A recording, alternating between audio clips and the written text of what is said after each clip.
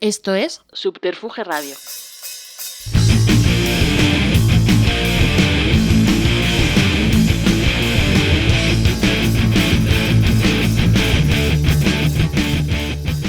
Bienvenidas y bienvenidos a una nueva entrega de Simpatía por la Industria Musical, emitiendo desde el estudio Alfonso Santisteban de la calle Almirante y bajo el auspicio digital de Subterfuge Radio.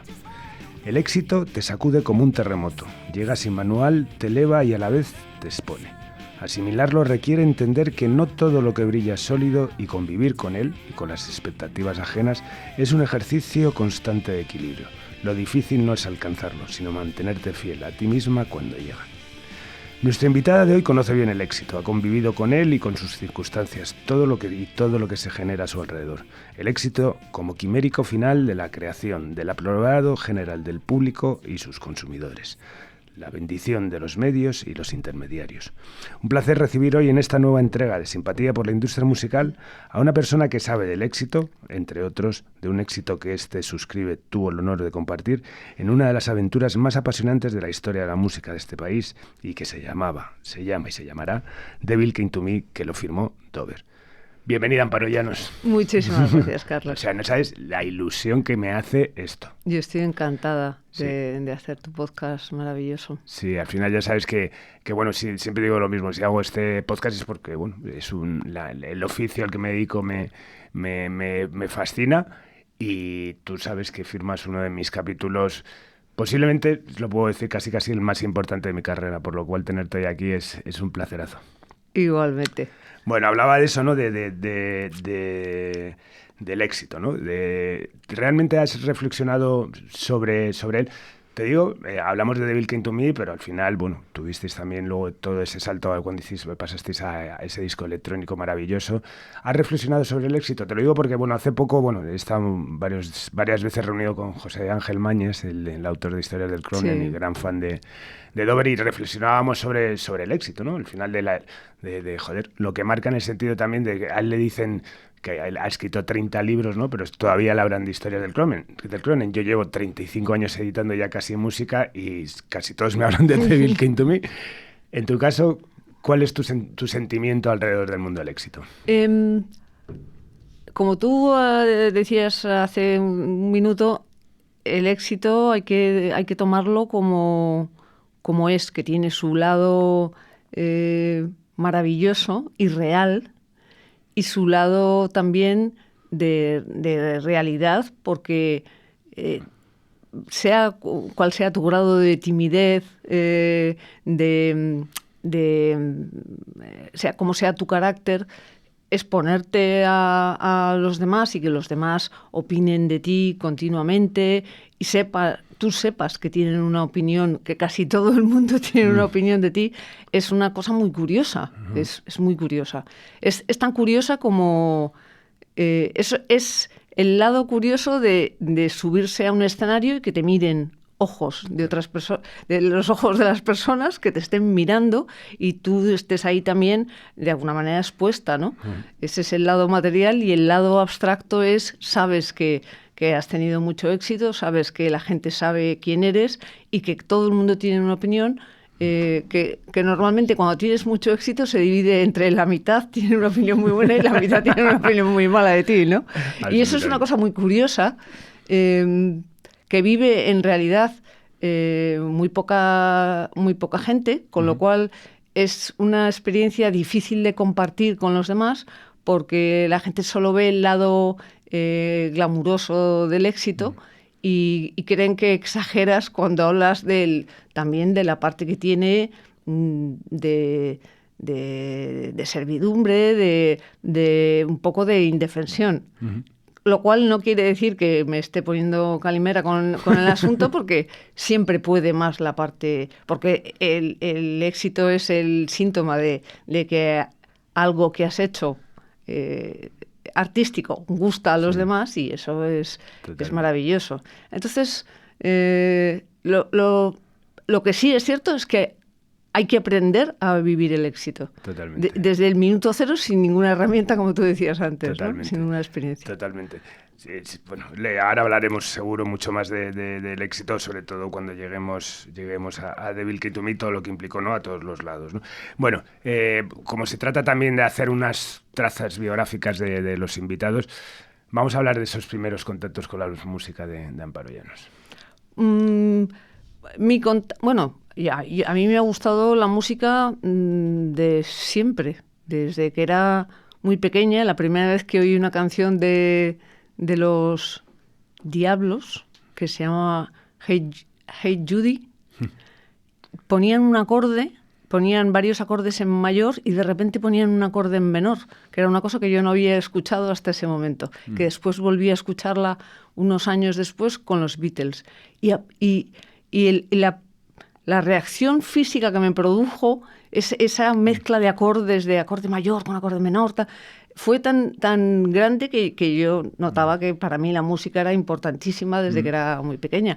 Pero realmente hasta que no... Yo lo tomaba como una afición, pero hasta que Chris no tuvo 16 años y me dijo que iba a hacer un grupo y al año siguiente de haber hecho el grupo y haber habido desbandada, ni siquiera al año, o menos yo creo, y haber habido desbandada en el grupo porque decían el resto de los miembros que nos lo tomábamos, Chris y yo, demasiado en serio, pues me dijo que sí, que por qué no tocaba, que ella se iba unos meses a Londres y que por qué no me aprendía las canciones, me compraba una guitarra eléctrica porque no tenía y entraba a tocar en Dover como guitarrista. Y lo hice a pesar de que era una especie de locura. Chris tenía 16 años y yo 26. O sea, yo tenía ya mi trabajo, mis novios por aquí y por allá, mi vida más o menos hecha. Y así fue como fue Chris la que me metió, de hecho, en lo que es hacer música. O sea, que casi era para acompañar a tu hermana, que esa fue un poco la primera intención, ¿no? Bueno, eso quedaría así muy bien porque yo tenía 10 años más, pero la verdad es que pensé, ¿cómo? Esta es mi oportunidad. Bueno. Y me volqué 200% de una manera que no debería, por ejemplo, según mi madre, que era mi jefa en mi trabajo, era impropio de una adulta ya hecha y derecha como era yo entonces. Bueno, Dover nació en un momento, yo creo que complicado, ¿no?, para el rock alternativo en España. Había una escena muy emergente, pero bueno, creo que era un momento complicado para el rock. Solo había que ver las listas de ventas que ahora, estos días viéndolas así, bueno, te comenta fuera de micro, ¿no?, con el libro que está escribiendo César Luquero, realmente cuando sale Devil Came to Me es la lista es para echarse a temblar, ¿no? ¿Sentiste en ese momento que había un hueco por cubrir o realmente, bueno, era una iniciativa personal de Chris y tuya sin saber muy bien a dónde os podía llevar?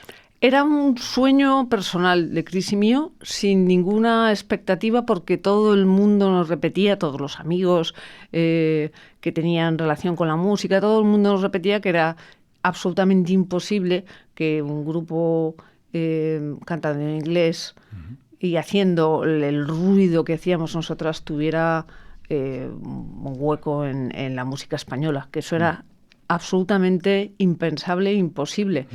Pero sí que había ya grupos que estaban en Subterfuge, grupos que estaban en otros sellos, que hacían... había una escena muy subterránea, pero estaba ya de grupos que hacían una música que era distinta y que sonaba distinta a la música de los... que venía coleando de los años 80. O sea, que es que realmente en España la música de los 80 duró hasta claro, bueno, sí, ahora ha vuelto otra vez a resucitar desde hace años y está otra vez como si hubiera sido lo único que hubiera habido. Pero en aquel momento, lo que se llamaba música de los 80 no era la música de los 80, era la música que había, que se había hecho en los 80, pero que se había arrastrado hasta el año 95, ¿no? Y entonces nuestras expectativas eran mínimas a nivel comercial, a nivel de éxito, pero como había una escena, pensábamos que nosotros podíamos formar parte de esa escena también y hacer nuestros conciertitos y tener nuestros fans y todas esas cosas. ¿Y notabas ya en ese momento, también es otro tema que andaremos, el hecho de que dos mujeres al frente podía generar cierta resistencia o subestimación por parte del sector, de los compañeros? Eso lo notamos muchísimo más una vez que tuvimos éxito, porque entonces era flagrante, no había manera de negar el hecho de que Chris y yo éramos, Chris era la cantante y guitarrista, yo era la guitarrista, éramos las compositoras, en fin, había una serie de cosas ahí que eran innegables. Pero antes, de una manera muy casi inconsciente, porque al principio como todo es nuevo, también es nuevo el que haya pequeñas resistencias, pues podía verlas. Pero también es verdad que como nos movíamos a un nivel muy subterráneo, muy de esos grupos que hacían la música de una manera distinta, pues no teníamos que enfrentarnos a los grupos heavies que luego entraron en se clavaban puñales, ¿cómo es posible? 2 tías, pero eso, una mujer con una flying V, eso es antiestético, esas tonterías, ¿no? Pues en ese mundo más reducido, pues como que a los Mercromina no parecía que les sentara mal que Chris y yo hiciéramos música, por ejemplo, ¿no? Sí. Totalmente. Bueno, llega Sister, luego llegará Devil Came to Me, ahondaremos en él. Quizás Sister es ese primer disco que tiene menos, yo siempre he pensado, menos trascendencia de lo que merecía, porque es un disco con canciones buenísimas. Quizás en conjunto puede ser el Devil o incluso discos posteriores mucho mejor, pero bueno, me parece que tiene temazos tal. ¿En qué contexto se grabó Sister? ¿Realmente era la necesidad de decir vamos a grabar un primer disco? ¿Erais ya conscientes de que iba a ser la presentación un poco, digamos, en sociedad?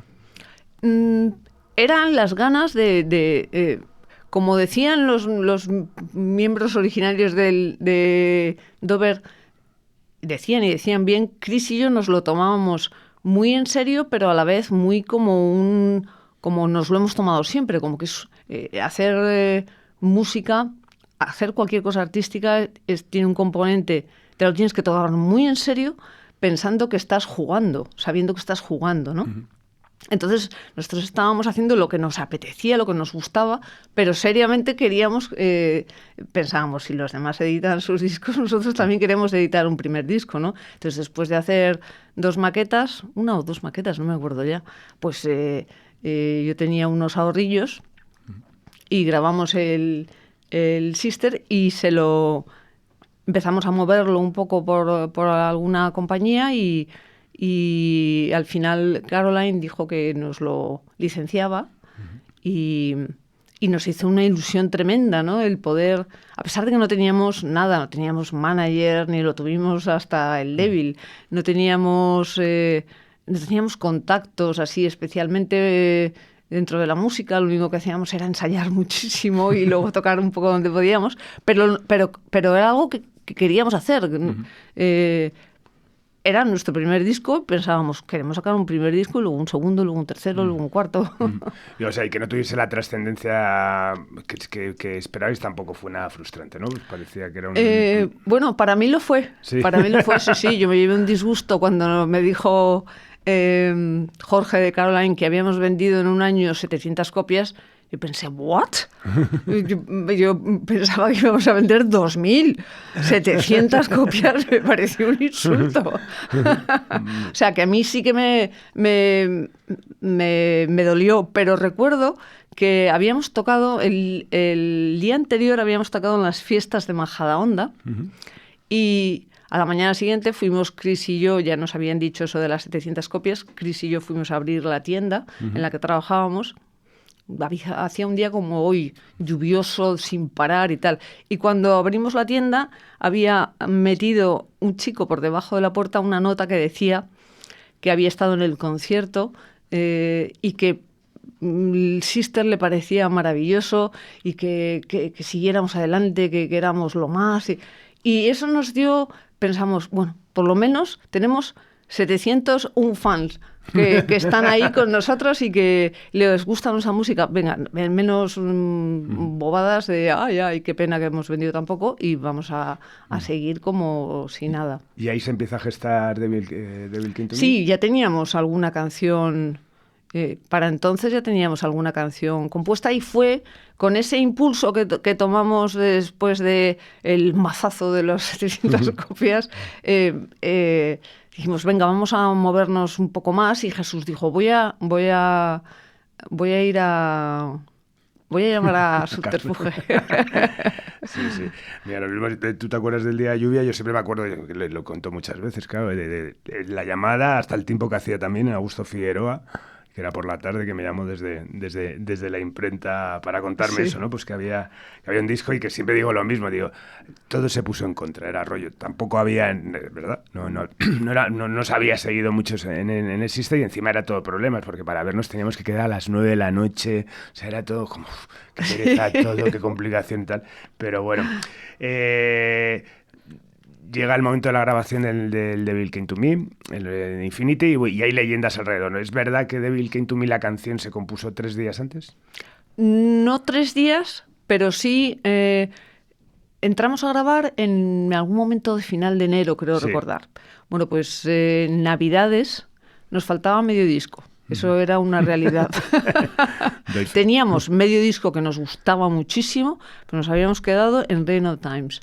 Y nos faltaba... y entonces, en esas Navidades, en un fin de semana, era, bueno, pues eso, final de diciembre, compusimos... Chris compuso Serenade, yo compuse Devil. Eso las ensayamos las dos de nuevas en ese fin de semana. Después nos fuimos a tocar a Valladolid, al Subterfugio de Valladolid, y se me rompió una cuerda y Chris compuso Nightmare allí, en el escenario, y yo le dije, no te vas a acordar, que sí, que lo que me acuerdo, y me acordó. Y las dos canciones más acústicas del disco, y ya teníamos el disco. O sea, no fueron 3 días, pero sí fueron 3 semanas. Bueno, yo siempre digo, cuando lo que a mí me toca, que realmente... me costó realmente asumir todo lo que pasó, que pasase mucho tiempo, ¿no? Porque yo creo que fue todo tan explosivo, tan efervescente, o sea, todo fue a una velocidad, esos 15 meses fueron absolutamente, bueno, parece que fueron todos, me pasó todo en 24 horas, ¿no? Y has hablado de esto 1.000 millones de veces, yo también le he dado 8.000 vueltas y he reflexionado, pero ¿cómo afectó, crees, que a tu vida personal y emocional un éxito tan explosivo? De repente pasar de tal, de tocar a las fiestas de Majadahonda, de vender 700 copias, de ese éxito que llegó, que bueno, que yo siempre lo digo, ¿no? A mí volviendo a lo de antes, cuando me dicen ¿cuál es tu éxito profesional? Digo, quizás tengo 2, ¿no? Es Dover y haber sobrevivido a Dover, ¿no? Sí. En tu caso, como componente importante y protagonista de eso, ¿cómo fue asumir ese éxito de esa manera tan explosiva? Pues yo creo que también a nosotros también nos pasó que nuestro éxito fue Devil Came to Me, sobrevivir al Devil Came to Me, tener después una carrera larga con discos que nos gustaban mucho y con gente que lo seguía. Mira, para que veas cómo lo vivimos. Yo tengo ahora, de vez en cuando, sueños maravillosos por la noche, que estamos tocando Dover en la época del Devil. En un sitio donde sea, a veces es en Alemania, otras veces es en España, petado, la gente como loca, en un festival, y una sensación de plenitud absoluta, de plenitud, de satisfacción, de estar en lo más maravilloso. Es un disfrute el que tengo cuando tengo esos sueños, es increíble. Bueno, pues le quito, o sea, esos sueños lo que no tienen es la parte de la realidad existencial, de vivirlo, ¿no? De llegar a Palencia a tocar en un pabellón gigantesco o en un campo de fútbol en el verano del 97 o del 98 y la sensación maravillosa de disfrutar muchísimo el éxito, pero a la vez también el tener tener que hacerlo muy bien, tener que estar a la altura, tener que ser muy profesional, tener ya un equipo de gente para que todo salga bien. En fin, llegar al hotel y entrarte la murria esa existencial de 5 de la tarde de ¿qué hago aquí? Sí. Ese tipo de cosas, ¿no? Sí. Todo eso no existe en los sueños esos que tengo ahora recordándolo. Entonces, la vida real luego es una mezcla, vives el éxito con muchísima satisfacción, sabes que es maravilloso, lo sientes, pero también a la vez con todo el estrés que supone una situación tan nueva y tan inesperada, ¿no? Sí, al final es eso, ¿no? Es que cuesta más de conseguir el éxito o digerirlo, ¿no? Claro. También muchas veces, ¿no? Sí, vivirlo es una experiencia, ya te digo, muy curiosa, que es difícil de compartir, por lo que te decía antes, porque le pasa a muy poca gente. ¿Y cuál crees que fue el mayor acierto y el mayor error que cometisteis durante esa etapa de explosión mediática? Qué buena pregunta. El mayor acierto yo creo que fue disfrutarlo muchísimo. Y también era un acierto el hecho de que nuestra capacidad para adaptarnos a ese éxito iba un poco por detrás de los acontecimientos. Y eso nos suponía el no creernos de repente que éramos dioses, ¿no? El seguir siendo las que y los que éramos en el grupo, ¿no? Yo creo que el mayor error de esa época quizá fue no haber tenido un poco más de paciencia con cómo decidió el éxito Álvaro Gómez. A mí siempre me dolió, y me consta que a Cris también, el hecho de que, y lo he dicho muchas veces, el hecho de que se marchara de esa forma tan repentina, yo creo que por inexperiencia, por juventud y también por estar sobrepasado, por como estábamos un poco todos, ¿no? Y quizá podíamos haberlo arreglado entre todos de alguna manera para que no llegara la sangre al río y no se marchara, ¿no? Bueno, luego entró Tripi que nos entendimos muy bien con él durante años, ¿no? Genial, y nos lo pasamos muy bien por todo el mundo, pero bueno, siempre me dio pena que él, que había pasado los años de travesía, de ensayo, de local, que parecía que salían 3 bolillos al año y tal, pues que luego al final pues terminara así la cosa. Nada, me alegra mucho que lo digas, porque también para nosotros, para Subter, fue... Hostia, el primer momento decía, no puede ser, o sea, es absoluta, no puede ser. Si acabamos de hacer un póster con su cara. Sí. Sí, fue y de hecho, cuando se marchó y entró un sustituto hasta que Tripi se aprendió las canciones y tal, era rarísimo mirar y ver a el de Santa Fe. Sí, a este hombre que era majísimo, encantador, pero que... Bueno, y también en todas esas leyendas que hay alrededor del David Wilkin to Me real, que aprendió el repertorio en una furgoneta yendo a Algeciras. Eso es verdad. Jesús, que como que era a lo mejor quizá el que más exteriorizaba los problemas que hubiera en ese momento con Álvaro, le había pasado, y nosotros no lo sabíamos, le había pasado una cinta a este hombre y entonces le llamó, como Álvaro dijo que se marchaba así de golpe y porrazo, una mañana que estábamos cargando para irnos a tocar a Cádiz, y dijo que no se subía a la furgoneta. Entonces Jesús le llamó y le dijo que le recogíamos en Atocha y que se venía. Y entonces el otro fue escuchándolo Joder. Fue de coña. Bien. Y luego llegó, y como era un hombre que tenía muchas tablas, pues nada, pues se subió al escenario y quedó más o menos bien, salvo que él tenía sus tejes así de grupo heavy que nosotros no teníamos. Entonces llegaba y pum, pum, se acercaba a Cristina en un momento dado, guau, guau, con el bajo, y Cristina ahí. Era muy raro y muy curioso, pero era un hombre encantador. Totalmente. Bueno, y pues mira, sí, a nivel actitud, ¿qué significó en ese momento y quizás qué significa ahora con la perspectiva del tiempo, pues como mujer guitarrista en este caso, ser referente en una escena que estaba tan dominada por los hombres? Para mí ahora reconozco que cuando alguna chica me dice que soy un referente y que Chris también lo es un honor gigante. No te puedes ni imaginar el honor tan grande que es. Piensas, anda, fíjate, o sea, ya han pasado todos estos años y ahora hay chicas que se miran en nosotras y que piensan, si ellas pudieron, yo también puedo, ¿no?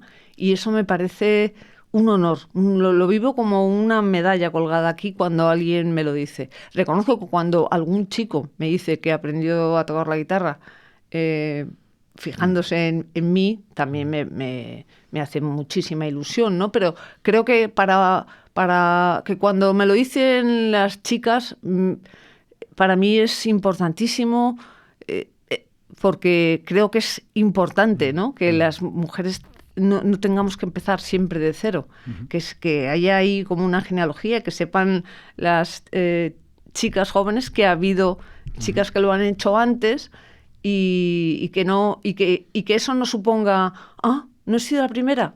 No, pero al revés, mejor para ti, porque eso quiere decir que ha habido otras que han abierto camino y que tú lo puedes hacer ya de plenísimo derecho.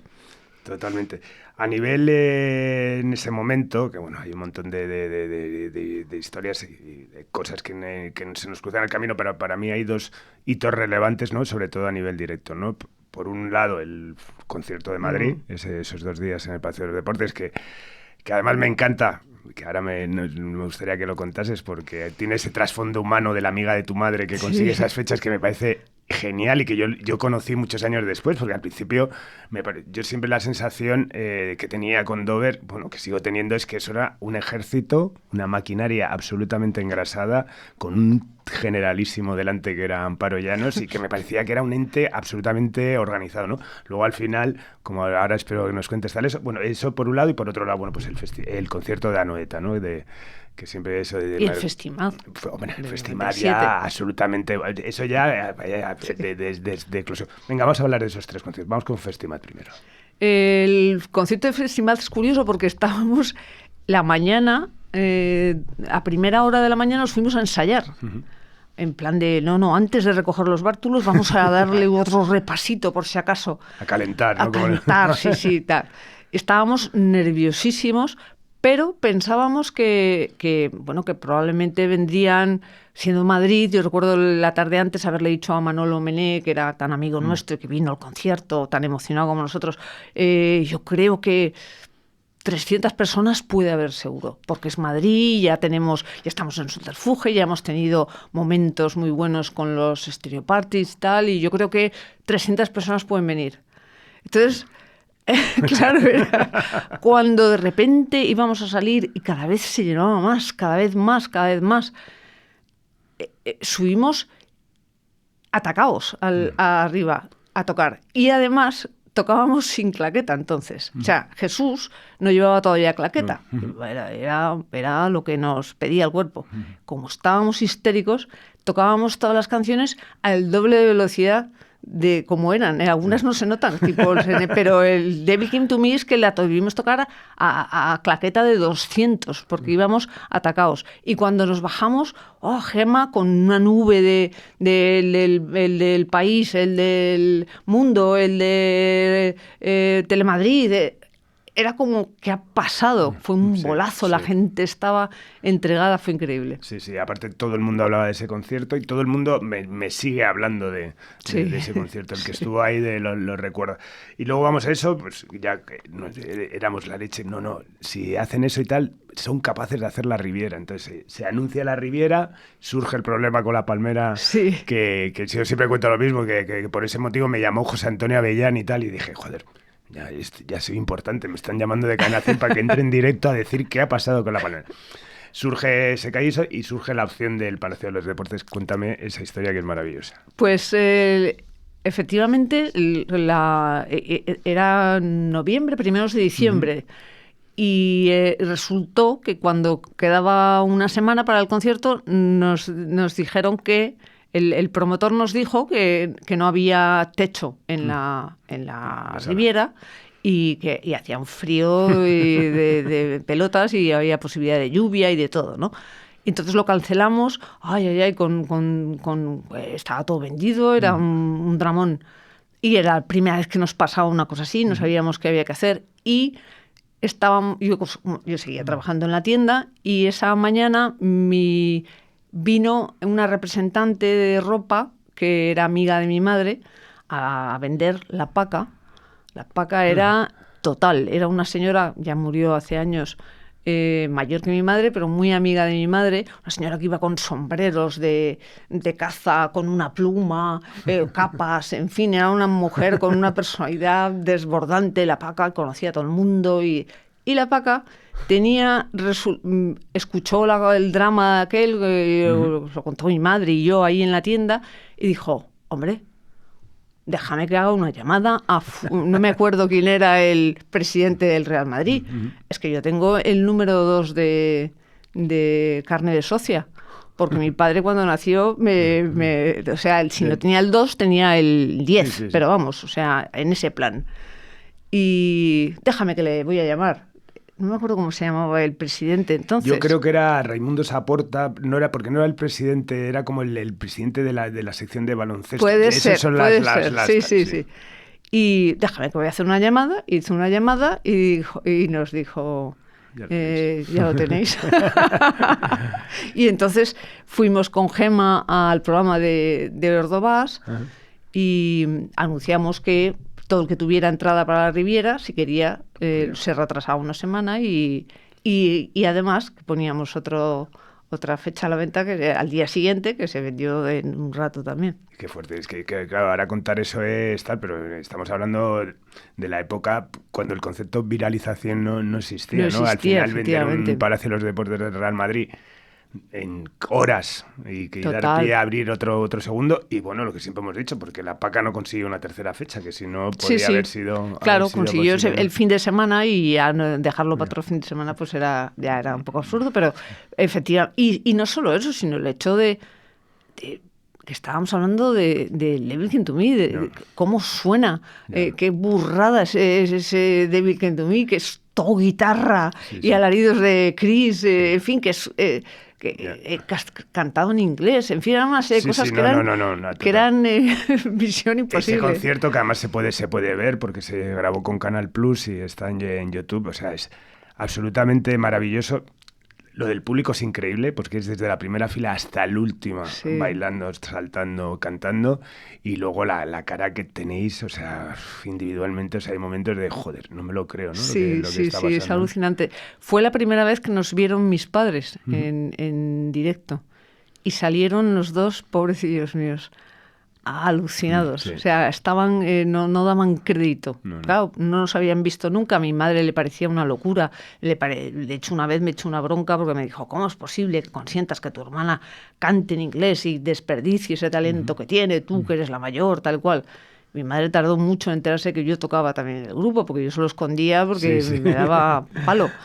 Y salieron de ese concierto. De hecho, yo tengo la única foto que tengo colgada en mi casa de que tenga algo que ver con Dover, es una fotito pequeña movida que hicieron mis padres al público. Ah, qué bueno. Se ve, es alucinante, y entonces la tengo ahí porque me hace ilusión, porque la hicieron mis padres y porque está movida, que eran fatal eran los dos horribles como fotógrafos, en fin. Luego hablábamos de la Anoeta también, que importantísimo también, bueno, pues me da un poco de pudor hablar con 2 micros por medio de esto, pero como siempre digo lo mismo, que me siento muy orgulloso de que a día de hoy eres de casi de mi ente, casi de amigos y de gente que admiro y respeto muchísimo y bueno, pues sabes que todo va fenomenal, pero bueno, hubo un momento ahí complicado, sí, ¿no? Que fue sobre todo, yo lo noté en Anoeta, ¿no? Siempre me acuerdo de Íñigo Argomaniz diciendo ahí en los camerinos, desde Mecano no había tanta gente aquí y estábamos ya, pues nosotros por un lado y vosotros por otro. ¿Crees que es a partir de ese momento que empieza a haber un distanciamiento? ¿Y cuál es tu perspectiva a día de hoy? Y vuelvo a lo mismo, me da mucho pudor preguntar, ¿por qué se nos rompió el amor? Pues yo creo que se nos rompió el amor porque por lo grande que era todo. Sí, sí. Por lo grande y lo inesperado que era todo. Entonces nosotros esperábamos en el grupo X cosas y tú esperabas otras mutuamente. Sí, sí. Y en el fondo, si lo piensas, era por tonterías. El tamaño de un anuncio en prensa y cosas así, ¿no? Comparado con el resto de los grupos de Subterfuge, cosas que no tenían tampoco mucha importancia, pero que las magnificas porque era bigger than life, que dicen los ingleses, ¿no? No, yo siempre digo lo mismo, es como cuando me dicen, es como las relaciones personales, cuando tienes una novia o un novio y te deja y dices, pero ¿con quién va a estar mejor que conmigo? Y claro, con la perspectiva del tiempo, pues ves que es lo que mejor que iba a pasar. Bueno, de Devil Came to Me podríamos hablar 1000 cosas, pero Dover sigue y la carrera avanza, ¿no? De hecho, bueno, sacáis el siguiente disco, me encanta, me costó escucharlo, pero ahí entré. Porque bueno, pues lo cual dice mucho de ti, porque podías no haber querido escucharlo. No, un día me acuerdo en casa de un amigo y tal, que me dije, venga tal, pónmelo, y flipé, ¿no? Bueno, viene una serie de discos fantásticos y esas mutaciones estilísticas que se ha hablado, sobre todo para mí ese giro genial e inesperado que fue Let Me Out. Ese cambio, ¿sentiste alguna vez la presión ya de la industria? Ya ahora pasa, hay que decirlo, ¿no? Os vais a Chrysalis, os vais a una Major, con lo que implica, ¿no? Ya hay pues mucha gente alrededor, sí, un equipo mucho más grande, ya no 2 frikis como Carlos y Gemma, tal, sino mucha gente pendiente con unos objetivos, tal, eso. Sí. Es ahí cuando empezáis también a sentir presión de, coño, igual la fórmula que estamos haciendo hay que darle una vuelta. ¿Es eso lo que motiva a hacer ese cambio en ese momento? Es curioso, debería decir que fue eso, porque por lo menos a mí me haría quedar como una persona racional, pero no. Es una pena, pero no. Sí. No funcionaba así para nada. Nosotros teníamos, pues como nos pasaba contigo, absoluta libertad en EMI también. Además lo teníamos por contrato, entonces teníamos absoluta libertad. Pero el tercer disco después del Devil, el Flame, fue un disco en el que tanto el público como nosotros notamos ya una especie de cansancio. De hecho, hay varias canciones en ese Flame que intentan ir por otro lado, pero todavía no saben muy bien por dónde ir. Pero yo noto y notaba entonces que estábamos, Chris y yo, a la hora de componer, intentando hacer algo distinto por puro cansancio. Ya te digo, lo que te decía antes, si es que en realidad hacer canciones es jugar tomándoselo muy en serio, ¿no? Estar en un grupo es jugar a los grupos tomándoselo muy en serio, que es la gracia, ¿no? Es lo suyo. Entonces, lo que nos pedía la compañía, lo que nos pidió la compañía fue un acústico. Un disco de versiones acústicas, un unplugged. Y Chris y yo fuimos una mañana, después de un mes y pico dándole largas, venga tía, vamos con las guitarras a ver qué pasa. Fuimos al local, empezamos Serenade, y cuando llegó el estribillo, Serenade... Y a pesar de que es así como salió la canción y como a mí me puso la piel de gallina cuando Chris me la enseñó la primera vez, el hecho de tener que hacerla en un unplugged con todos, unos bongos por ahí o una batería suavecita, un bajo acústico, la idea nos horripilaba. Entonces Chris dijo, Serenade, se paró y dijimos, vámonos. Nos fuimos a casa y se acabó ahí la historia. Y entonces no volvimos a saber nada de la compañía, ni ellos de nosotros, en un año, porque era como de, bueno, pues estos no quieren hacer eso, pues no es que estuviéramos a malas con ellos, pero era como, bueno, mira, que corra un poco el aire una temporada.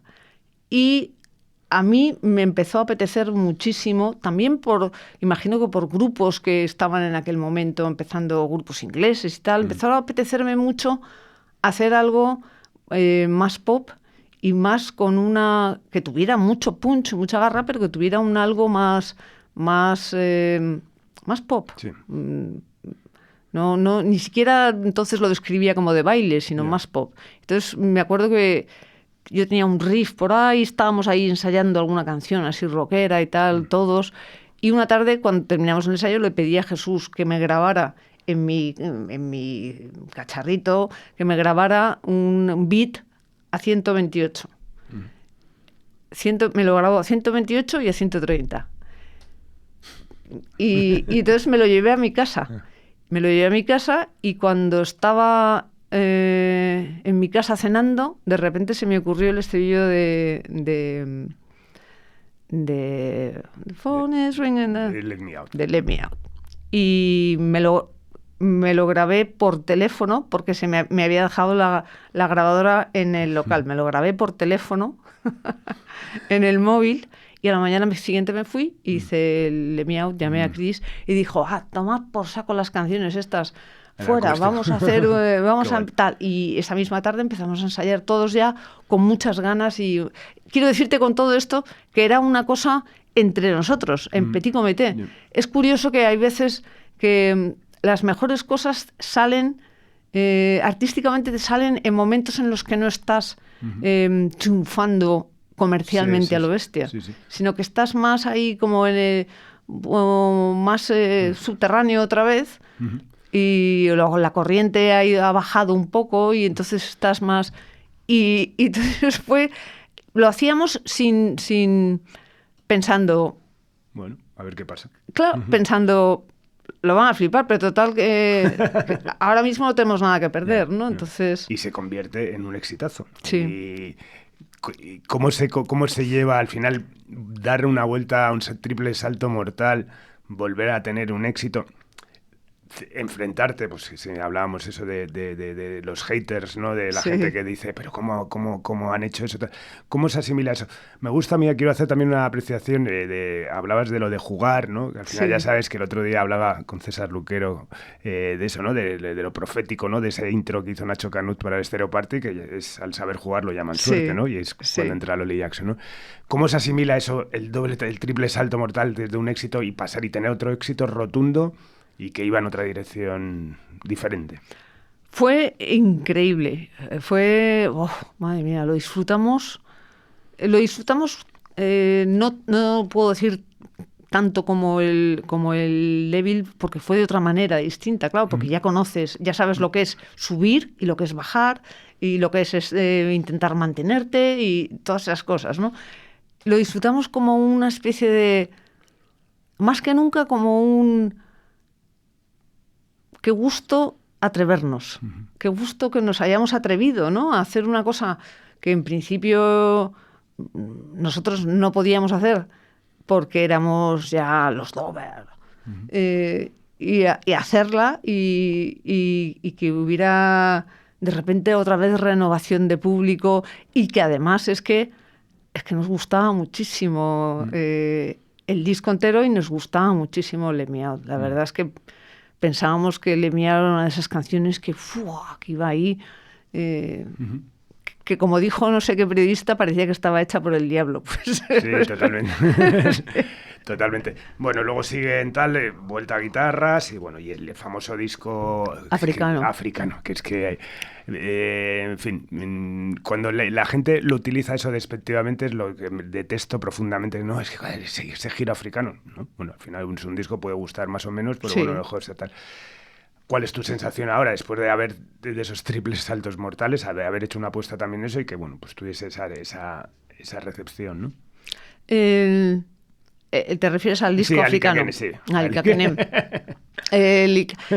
Pues, mira, cuando estábamos a punto de terminar los ensayos de Licaquené y antes de entrar a grabar, recuerdo una tarde que dije en voz alta, este disco o lo peta o nos lo meten por el culo, pero bien. Y pasó lo segundo. Pero ya teníamos suficiente recorrido, a pesar de que a nadie le gusta, si tienes un fracaso comercial, sobre todo sangrante como fue ese, porque efectivamente produjo muchos comentarios despectivos, incluso en prensa, y sí, hubo una inquina. Sí, hubo mucha inquina.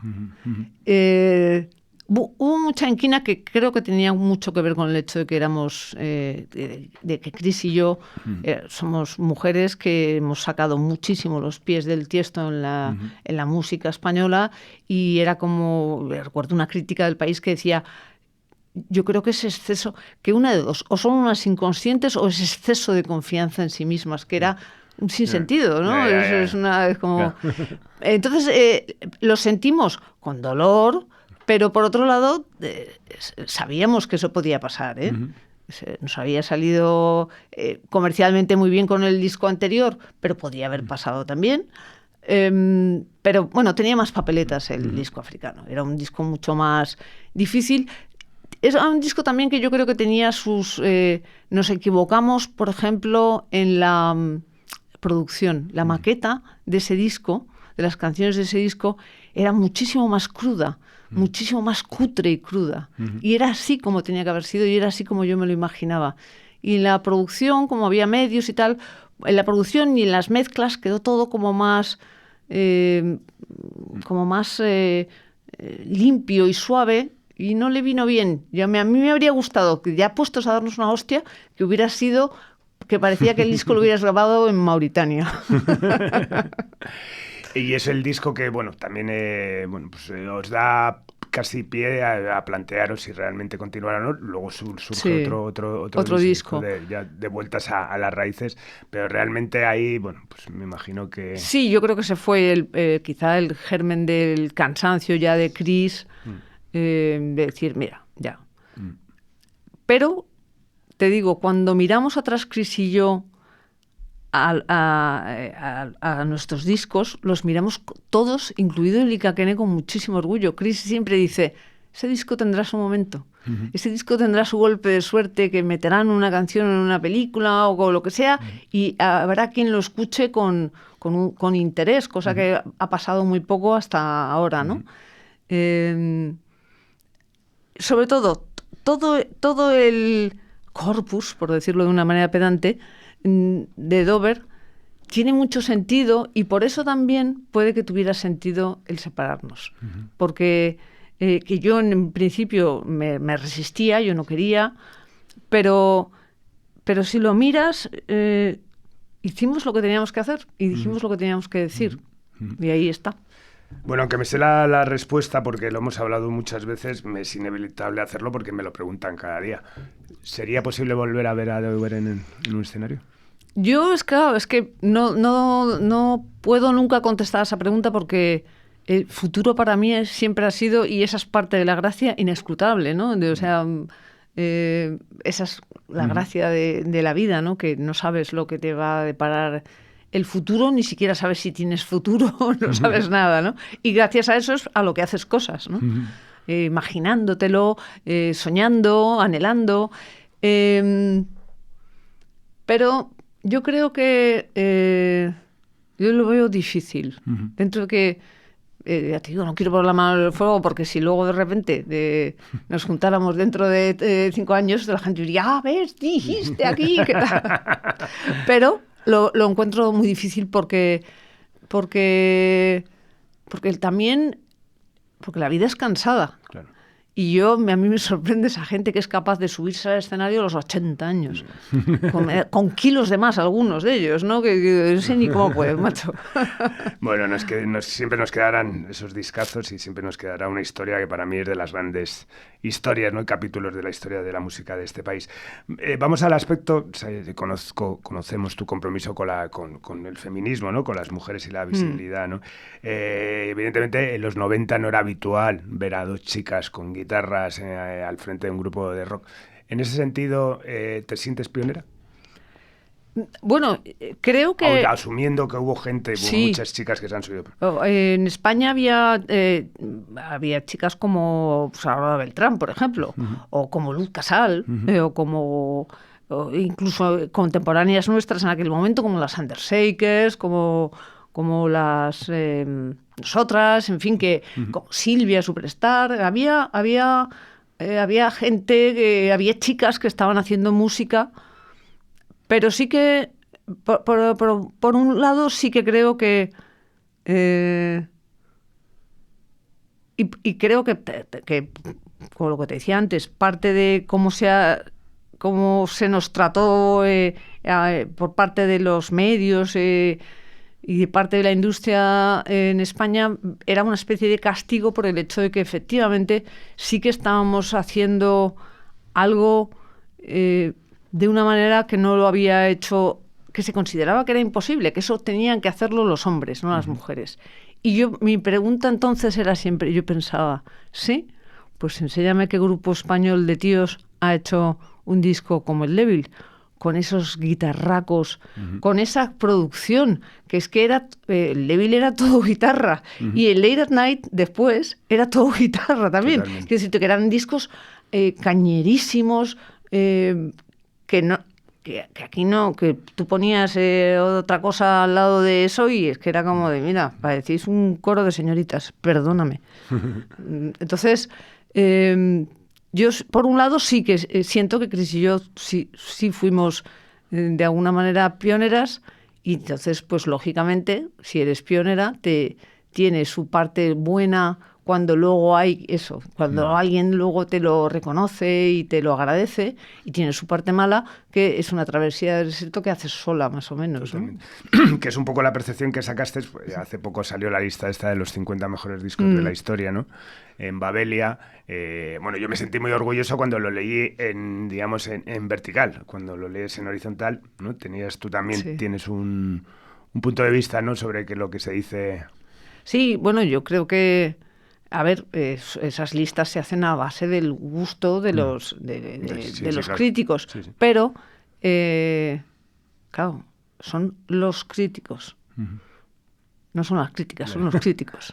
Entonces, son los críticos de una edad que consideran, pues, todavía les duele, yo creo, a muchos de ellos el hecho de que, en fin, de que no es que nos colóramos, es que nos lo lleváramos muertísimo, que durante años y años éramos cabezas de festivales por encima de muchísimos grupos de hombres, y entonces pues a eso había que ponerle coto y remedio, y ya se pusieron algunos pico y pala bien prontito. Bueno, eso me da pie a esta pregunta, que está clarísima. ¿Has vivido el machismo dentro del circuito musical o de la industria? Sí, o sea, mil veces. Lo que pasa es que yo tenía la suerte de tener a Chris, y Chris tenía la suerte de tenerme a mí. Entonces las dos teníamos la suerte de tenernos mutuamente, y teníamos la suerte de tener éxito. Entonces entrabas en un estudio mandando, con lo cual el técnico se lo pensaba un poco antes de decirte la estupidez de turno de cómo tenías que ecualizar tu ampli, ¿no? Pero aún así pasaba, pero ya en el año 2002, pues, en fin, se cortaban un poco más. Porque las dos teníamos nos apoyábamos mutuamente y hacíamos un tándem ahí de autoridad.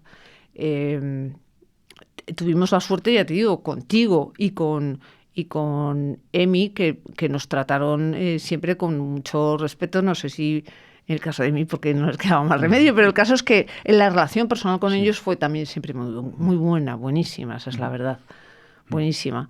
Y en las reacciones del público, pues había de todo, había desde admiración profunda hasta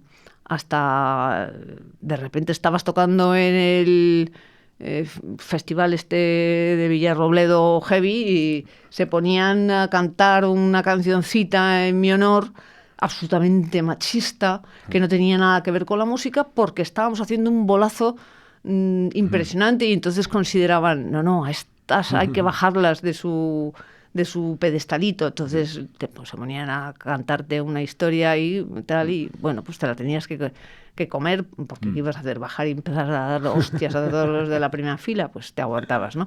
Y de esas cosas miles, pero ya te digo que Chris y yo teníamos ese apoyo mutuo, y luego además girábamos mucho en Europa, y hay que reconocer que ahí era otra historia. Uh-huh. Era otra historia. Ahí el público, chicos o chicas, no entraban, estaban muy volcados y había menos esa cosa de son unas de esto, son la otro. Digo eso al mismo tiempo que digo que fue increíble, y en la época del Devil fue increíble cómo tanto los chicos como las chicas se volcaron absolutamente y les daba igual que fuéramos Chris y yo mujeres, no les importaba en absoluto, no es que no les importara, es que les parecía la cosa más natural y más normal del mundo, ¿no? Total. ¿Y crees que las cosas han cambiado? A ver, yo creo que sí, creo que además vosotras te servisteis para mucho este cambio, ¿no? Ahora hoy, a la entrada de Subterfuge, te he presentado a Ángela Estrogenuinas, sí. Que bueno, enseguida ya te ha dicho, pues bueno, pues lo mucho que te conoce, te admira, y que casi ha dejado ver que si has dedicado a la música, has tenido tú una influencia. Otra, eres muy amiga de artistas de esta casa como sí. Lady Banana, ¿no? Dos valientes que también... Y de Esther, de Peligro. Exacto. Entonces, sí. ¿Crees que las cosas han cambiado? ¿Tu percepción cuando hablas con estas chicas es que es distinto? Por un lado sí, porque creo que se considera más normal que haya grupos de chicas. Por otro lado, sigue siendo esa cosa de en un festival... ¡Oh! Fulano, mengano, los menganos, los Peláez, los no sé quién, los no sé cuál. Bueno, habrá que meter a algún grupo de chicas. ¿Quién conocéis? Bueno, pues... yo conozco otra. Venga, pues vamos a meter 2 grupos de chicas. Pero como una especie de... Porque hay que rellenar un cupo. Uh-huh. Y eso yo creo que sigue siendo un poco así. O sea, sigue habiendo una percepción que es dificilísima de erradicar, de que cualquier cosa artística o en cualquier otro campo que hace una mujer tiene menos autoridad que le hace un hombre. Es decir, te hacen unos huevos fritos una señora en una cocina, es que están que te mueres con unas patatas fritas deliciosas, y piensas, me los como y punto en el menú. Te las hace el chef fulanín y es una experiencia. Y hay que hacer cola y pagar una pasta y hasta hacerle fotitos para el Instagram. Y eso se traslada a la música también, desgraciadamente, en que tú estás viendo a unos mindundis que dicen que no ensayan nunca, pero que hay que ver qué cachondos y qué graciosos son, y lo están petando ahí con sus... Si estás... si es un grupo de chicas, parece que si eres un tío tienes que hacer un clic extraño en la cabeza y adaptarte a, bueno, venga, voy a ver este grupo de chicas. Uh-huh. Y eso es y eso sigue siendo, es una percepción que mientras eso no cambie, ni leyes ni nada, mientras eso no cambie es difícil, pero aún así creo que la prueba es que hay muchísimos más grupos de chicas a las que les parece la cosa más normal del mundo, tocar la guitarra, meter una caña que te cagas, tocar la batería, yo qué sé, nuestro grupo más internacional desde hace años es un grupo de chicas, son las Heinz, ¿no? Sí, totalmente. Entonces, bueno... Pero, por ejemplo, notas con las nuevas generaciones, a ver, entre un chico que empieza a un chico que ya tiene un grupo, la conversación, ¿no? ¿Qué guitarra usas? Tal. Notas cuando hablas con gente pues que está arrancando, que empieza, que es más joven, que también te preguntan cómo asumir tu rol de mujer dentro de una industria machista, o de unas actitudes que todavía, pues eso me gusta mucho, ¿no? El tema del cupo, ¿no? O sea, también es que lo veo además por los dos lados, ¿sabes? O sea, me parece horrible que se rellenen las cosas por cupo, y me parece también horrible que se critiquen cosas porque no hay mujeres si realmente la selección que se ha hecho es buena, ¿no? ¿Crees que es eso? ¿Notas también que todavía hay una inquietud en las chicas que empiezan en la música y que se acercan a ti por su condición de...? Lógicamente, porque siempre vamos a estar a no ser que lo peten muchísimo, siempre van a comercialmente, y entonces no quede más remedio que meterla en el festival de turno, porque tiene que ser la cabeza de cartel o casi, y porque lo demanda el público. Si no, cuesta. Yo creo que las cuotas, si no lo haces si no se te ocurre solito, pues venga, cuotas, aguántate, porque si no te van a poner a parir. Entonces, pues jódete y metes grupos de chicas que se te ha ocurrido en el último momento, pero las metes. Porque además está bien que el público las vea. Pero... Y creo que creo, por un lado, que las chicas jóvenes... y eso está muy bien. Tampoco están siempre pensando en... Cuando están haciendo música no están pensando en me van a discriminar. Están haciendo su música y saben que la pueden hacer como son las Lady Banana, como son las canciones de Esther de Peligro, pues, como son tantos grupos buenísimos de chicas que hay, pues buenísimos, haciéndolo unas a su manera, distinta a los hombres, otras que podrían hacerlo 100 veces mejor que los hombres, y no están pensándolo, y me parece bien, porque Chris y yo, cuando empezamos, no lo pensábamos. Eso fue una especie de goteo que te va llegando con el paso de los meses, de los años, ¿no? Te das cuenta de cosas por acumulación. Pero cuando arrancamos pensábamos que teníamos la misma posibilidad que cualquier grupo. No pensábamos es más, pensábamos que éramos 1000 veces mejores que muchos tíos. Y componiendo... ¿Para qué contarte? O sea, pensábamos que no había ni color con ningún grupo de tíos. Bueno, después de Dover arrancaste con la aventura New Day, también con un disco maravilloso, un proyecto que se truncó como tantas cosas, creo, por la pandemia que nos tocó a todos sufrir. ¿Estás trabajando actualmente en algo? ¿Coges la guitarra de vez en cuando? ¿Compones? ¿Hay posibilidad de que arranques algún proyecto? Pues no compongo. Alguna noche también he soñado, me he despertado, porque igual en un sueño de, he compuesto la canción más maravillosa del mundo, me despierto, está mi teléfono, empiezo a grabarlo, y a medida que empiezo a grabarlo con la guitarra ahí medio dormida, se empieza a disolver la cosa, y al final pienso, vaya mierda, lo escucho al día siguiente y digo, pues tirarlo a la basura. Tengo algunas cosas grabadas que me gustan, pero yo es que siempre he compuesto pensando en soltarlo al universo. Yo componerlo para mí, para mi propia satisfacción, no lo contemplo. Entonces, como no contemplo ahora sacar nada, vale. Pues entonces ni me molesto, porque sí que me dolería hacer algo que me gustara y no tener el empuje que tengo. No tengo el empuje porque estoy en otras cosas. Me estoy dedicando ahora estoy traduciendo una novela de una escritora feminista de los años 70, y cosas así, que me divierten muchísimo y me gustan también. Entonces, pues ahora mismo no sé que no lo voy a hacer, y entonces prefiero no gastar los cartuchos creativos. Muy bien. Bueno, un placer, Amparo. Siempre termino con una pregunta recurrente, ¿no? Que es eso, pues, ¿quiénes han sido tus referentes en la industria, desde el aspecto creativo, de industria, como quieras, ¿no? Pues musicalmente millones de grupos que van desde grupos desde las L7 hasta Nirvana, hasta los Beatles, hasta CDC, millones de cosas, ¿no? Aretha Franklin me volvía loca. Y a nivel de industria, tú eres mi referente. Ahí lo dejo. Y me voy a mirar al espejo como hacen tus invitados. Joder, bueno, muchísimas gracias. Oye, pues nada, Amparo, lo dicho, un placerazo. Muchísimas gracias por este rato, por tu generosidad siempre lo diré, bueno, que lo vuelvo a reiterar, ¿no? Ha sido lo mejor que me ha pasado. Siempre recuerdo, por supuesto, aparte de las cosas personales y familiares, el mejor momento de mi vida, y donde toqué el cielo con la punta de los dedos, y por lo que te toca, que es mucho, muchísimas gracias. Gracias a ti. Efectivamente es que tocamos el cielo, ¿eh? Tú lo has dicho. Viniendo del infierno, ¿eh? Nada más, despedimos esta nueva entrega de Simpatía por la Industria Musical, emitiendo desde el estudio Alfonso Santisteban de la calle Almirante, en Subterfuge Radio, con Paula a los mandos técnicos, y hoy vamos a cerrar como empezamos. Nos vamos, como no, con Devil Came to Me de Dover. Adiós.